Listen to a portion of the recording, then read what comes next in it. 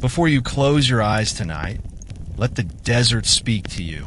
Beneath the endless sands of Egypt lie stories older than empires, older than the pyramids themselves.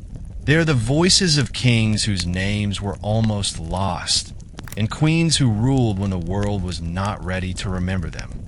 The winds have kept their secrets for thousands of years, and now, under the quiet of night, we will walk together through forgotten tombs, unfinished pyramids, and painted corridors left in shadow. You need only to listen. The desert will do the rest. Night settles over the western desert like a soft cloak. Wind moves across the dunes in long, even breaths, smoothing every edge the day has made. Under this quiet, Egypt is not a museum. It is a sleeping animal warm beneath the sands. Most visitors know the famous names: Ramses, Hatshepsut, Tutankhamun, bright stars in a crowded sky. But between those stars lie the shadowed constellations, rulers whose names broke off their walls, kings whose cartouches were scraped away, queens whose titles were bent to fit the rules of men. Tonight, we walk the margins of the king lists. We will touch stones others passed by, read the faint lines left by chisels in time. You do not need to keep your eyes open. Let the desert guide you. Let the rhythm of the Nile, imagined in the dark, mark the pace. Every few miles of sand is a page turned. Every whisper of wind is a name returning. Archaeology is patient listening. Sometimes it is a single chipped scarab from a market stall that sends a scholar back to a half-buried wall. Sometimes it is a reused limestone block, lifted from an older monument and tucked into a later one, still carrying the ghost of an erased king. The desert keeps receipts. Caravan roads scratched across plateaus. Quarry notes scrawled by work crews. Waypoints cut into rock faces where the river was far and the Red Sea closer. In those ledgers we glimpse rulers who reigned briefly, far from Memphis crowds. A pyramid begun and abandoned. A royal woman who stepped from regency into rule. A silver coffin gleaming where mud and salt had chewed away wood. Their stories are not neat. That is why we linger, because history is often a lattice of almosts. Our path will arc from Abydos to Saqqara, from Zayat Ilarion to the Valley of the Kings, then north to the Delta's soaked tombs. We will meet Merneith, whose tomb stands like a quiet argument. Kaaba, whose layer pyramid is a rough draft of later glory. Shepscare and Userkare, footnotes turned footfalls. Kekere Ibi, builder of a small, stubborn pyramid at Saqqara. Amenemhat IV and Sobonfu, whose handover closed a golden chapter. Kinjer and Merneith I, names that flicker at the edge of the Middle Kingdom's dusk. Senepke, a king rediscovered. Amenmis and Tuzred, whose claims collided in painted corridors. And Psusennes I, wrapped not in gold, but in rarer silver. If you are ready, breathe with the desert. On the next page, the first door opens. Abydos waits at the edge of night. The wind moves over low mounds and broken pottery, the ground breathing the quiet of very old rooms. Here, in the royal cemetery of El Quab, a rectangle of brick and timber once stood for a woman whose name means beloved of Neith. We call her Merneith, consort, mother, and something more. Her tomb is not a gesture in the shadow of a king. It is a statement. Broad courtyards, storage chambers, and the ghost lines of subsidiary burials that mark royal authority in the earliest days of Egypt's state. You can imagine the procession, linen rustling, incense soft as milk, the murmured names of gods, while somewhere a scribe scratches her name onto a jar ceiling. A queen steps forward to keep the kingdom level while a son is still small. The desert does not argue. It simply keeps what is placed in it.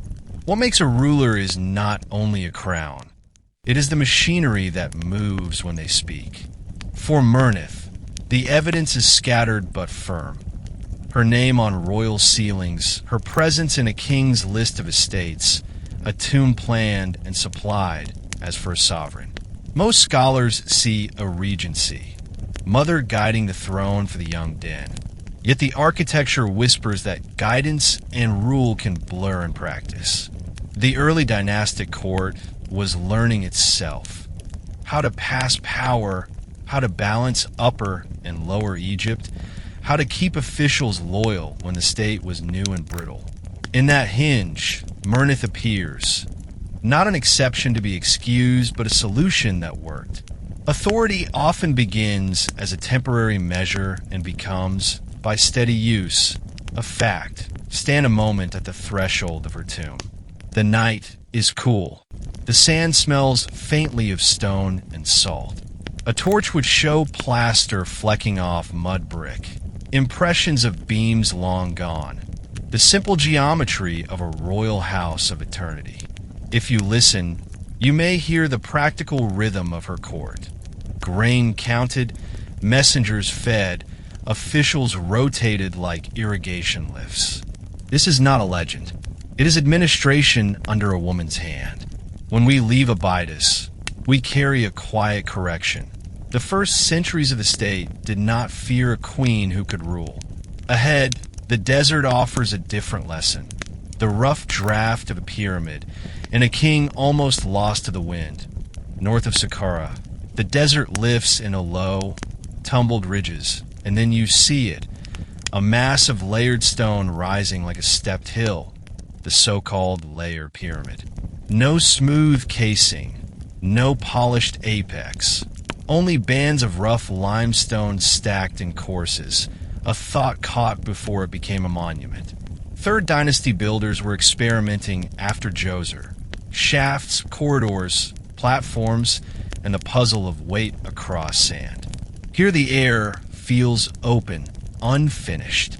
You can trace tool marks where teams shaped blocks, then stopped. The plan was large. We placed the name Kaaba near this pyramid, not with trumpet certainty, but with the careful voice of archaeology. His Horus name appears on stone vessels and fragments from this region and beyond, and the match in time and place is persuasive. Yet even if the link were broken, the lesson would remain. Kingship is also engineering. A short reign can leave a long footprint if it changes how stone is stacked and space is held. Think of the layer pyramid as a workshop you can still walk through, an index of what worked and what didn't, written in courses of limestone. Later pyramids will refine the math. Here we watch the math being born. The wind moves across the exposed steps and turns the edges soft. A jackal crosses, pauses, and vanishes between blocks.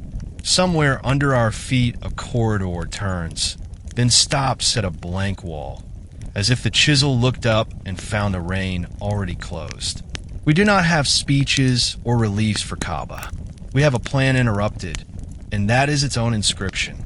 From Zayet El-Arian we walk east of memory and south of certainty, to rulers whose reigns were measured in months and whose pyramids never rose. Between two better-known kings lies a gap. In that gap, a name flickers and a map is drawn. At Abu Sir, the ground keeps the outline of an unfinished pyramid. Foundation traced, alignment chosen, work abandoned. The king tied to this elegant absence is Shepscare, a 5th Dynasty ruler whose place in the sequence is argued like a line of poetry. Before Neferfra, after him, or briefly between, the site answers with gestures, a chosen spot, a started causeway, then silence. Short reigns are like footfalls on hard ground. They sound sharp and vanish. Yet even a few months can set stones in place, redirect labor, or reset the ceremonial compass of a whole court. Further south in time, another brief spark. Userkare, a 6th Dynasty name that surfaces in king lists and administrative echoes. He may have ruled between Teti and Pepi I. He may have been a caretaker, a rival, or a correction the court required.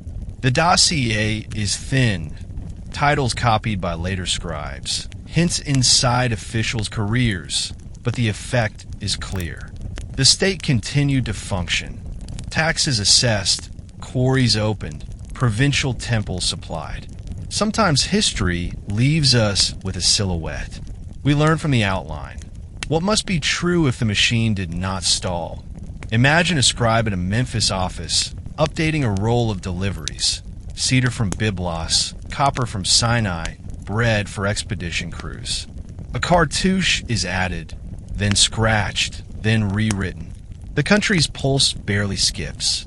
The desert keeps these rulers the way the Nile keeps silt, spread thin, everywhere, essential. Next we turn to a smaller pyramid with a stubborn heart, raised when the royal budget was narrow and the times unsteady. In South Saqqara, a modest monarch set stone with careful hands. In the wide cemetery south of Saqqara, the horizon is broken not by grand stone peaks, but by a modest rise of weather-softened limestone. This is the Pyramid of Ibi, an 8th dynasty ruler during Egypt's first intermediate period, a time when central authority flickered and local governors often held more sway than the throne. His monument is small, its base barely 40 meters to a side, its height once no more than 20. The masonry is simple, the planning practical. Yet the choice to build at all, when resources were scarce and the court's reach was limited, speaks of a ruler determined to claim eternity in stone. Step inside, and the corridor slopes gently down to a burial chamber whose walls bear the pyramid texts, spells to guide the king in the afterlife. These inscriptions, once reserved for great monarchs of the Old Kingdom, now appear in a tomb built on a tighter budget. They are proof that in times of hardship, tradition could still be maintained, even if the stone was coarse and the scale reduced. The spells whisper of ascension to the sky, of joining Ra's solar boat, of protection against the devourers of the underworld. The chamber is low, the air heavy, but the words give it width beyond measure. Outside, the desert is quiet. No grand causeway runs to this pyramid. No lined colonnades announce the king's approach. Still, the form stands, marking Ibi's place in the royal line. It is the persistence of kingship made visible, even when Egypt's unity was fractured. From South Saqqara, we cross into a chapter of renewal. When stability returned, great works resumed, and the Middle Kingdom began to shine. Ahead waits a co-regency's end and Egypt's first confirmed ruling queen. In the fading years of the Middle Kingdom, Amenemhat IV ruled alongside his stepmother, the formidable Sobinfru. Their joint reign was a bridge, carrying forward the wealth and order of the 12th dynasty, yet aware that the span was nearing its end. Monuments from their time are fewer than those of earlier kings, but they bear the elegance of an age that had perfected its forms. Smooth pyramid masonry, balanced reliefs, inscriptions of steady confidence. Amenemhat IV's years were marked by expeditions to the turquoise mines of Sinai and trade with the mysterious land of Punt. The Nile still flowed in predictable rhythms. The temples still received their offerings. When Amenemhat IV died, Sobinfru ascended in her own right, Egypt's first confirmed female pharaoh. She took the full royal titulary, wearing the uraeus and false beard, depicted in reliefs as both king and queen. Her building projects included additions to the labyrinthine temple at Hira and possibly a pyramid of her own, now lost to the maps. Her reign was brief, about 4 years, but it's shown in the record as proof that a woman could rule not as regent, but as sovereign. After her, the 12th dynasty closed, and the 13th began with new faces and shifting power. Sobinfru's legacy is a mixture of fact and inspiration. In the king lists, her name stands without apology. In the ruins, her works hold the same authority as those of her male predecessors. The desert gives her the same silence it gives them, a silence that dignifies as much as it erases. From the ordered strength of the Middle Kingdom, we move into an age of many kings and fewer certainties. In South Saqqara again, another monarch leaves a solitary pyramid to tell his story. The sands south of Saqqara rise over chambers that once held the body of Kinjer, a king of the 13th dynasty whose name, unusually, may not be Egyptian in origin. His pyramid is one of the few completed royal tombs from this era of quick successions. Built of mud brick and cased in fine limestone, it once gleamed against the horizon. Today its form is softened, the angles blurred by time. The complex included a mortuary temple, storage rooms, and a deep, secure burial shaft. A response to centuries of tomb robbery, Kinjer's reign was likely short, but his tomb's completion suggests a ruler with enough authority to marshal resources effectively. Inside, traces of painted reliefs and carved blocks tell of a court that still valued ceremonial display, even as the state center was less stable than in the Middle Kingdom's height. The pyramid's architecture includes security features, portcullises, and hidden chambers that reflect both technical skill and a heightened fear of intrusion. Each stone here is a negotiation between tradition and the reality of a more fragmented Egypt. Standing in the shadow of Kinjer's pyramid, the air is still. A falcon passes overhead, its call lost in the openness. This was a king who, for a brief time, secured his place in stone amid uncertainty. His monument bridges the grand works of earlier dynasties and the more modest efforts that would follow. From here, the road bends back to Abydos, where an unexpected discovery in modern times would reveal an entirely new chapter in Egypt's royal story.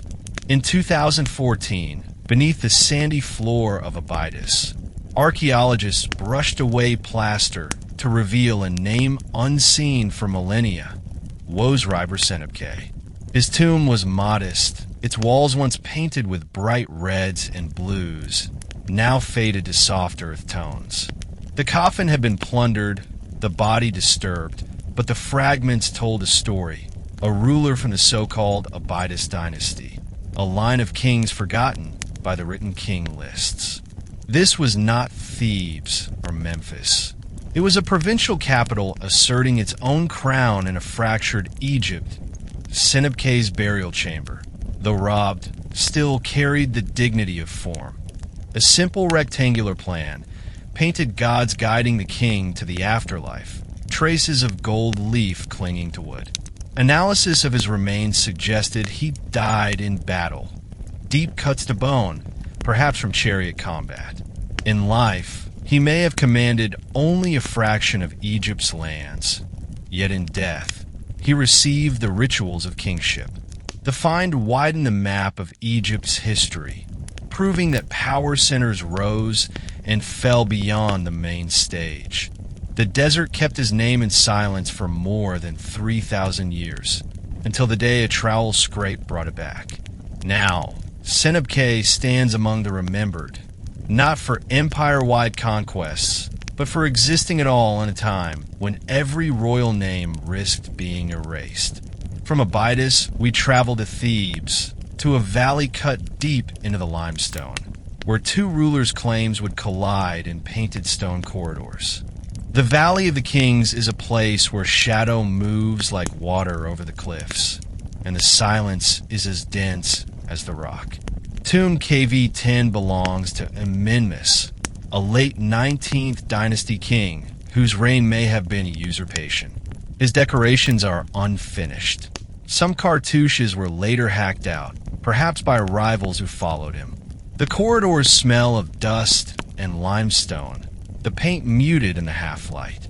Here is a king whose memory was contested, whose burial place bears the marks of political struggle. Not far away, KV-14 stretches deep into the hillside. This is the tomb of Tuzret, last ruler of the 19th dynasty and one of Egypt's few female pharaohs. She began as great royal wife, later ruled in her own right, and expanded her tomb during her reign. But her successor, Setnacht, reused and altered it, leaving traces of overlapping claims. The walls carried both celebration and erasure. These two tombs, close in space and time, are a dialogue of power, rivals speaking through stone. Walking between KV-10 and KV-14, the valley feels like an archive of ambition and revision. Amenmès and Tuzret lived in an age when succession was not always a smooth line, but a contested ground. In the end, both rest in places whose walls tell more than one story. Our journey's last step takes us north, to the Delta's wet soil, where salt and silt preserved a pharaoh's burial in a metal rarer than gold. At Tanis, in Egypt's Delta, the French archaeologist Pierre Montet opened a chamber in 1940 and found a sight few expected: a pharaoh's burial untouched by robbers. Psusennes I, a 21st dynasty ruler, lay in a coffin of solid silver, the metal gleaming even after 3,000 years. Gold had been the usual choice for royal burials, but silver, rarer in Egypt, marked this king's wealth and reach. The air was thick with the scent of damp earth and ancient resin. Around him were treasures, golden masks, jewelry inlaid with lapis and carnelian, weapons fit for both ceremony and battle. The burial was proof that even in an era when Egypt's political unity was fragile, its kings could command artistry and resources of the highest order. Salt from the Delta's soil had corroded some artifacts, but the silver coffin shone, a statement of power that survived centuries of floods and decay. Psusennes I's resting place closed our circle, from desert sands to delta mud, from forgotten names to unexpected preservation. The desert keeps most secrets, but sometimes it returns them whole, like a gift from time itself. As the wind moves over the ruins, we leave Egypt's forgotten pharaohs in their keeping, knowing that the sand remembers what we do not. And so, the sand's close behind us. We have stepped through the doors of lost dynasties, felt the cool air of sealed chambers, and heard the faint echo of names that time almost erased. The desert has shown us that nothing is truly forgotten. It is only waiting for someone to remember. As the stars rise over the Nile, may these voices of the past rest easy in your dreams. Tomorrow, they will sleep again beneath the sand until you return.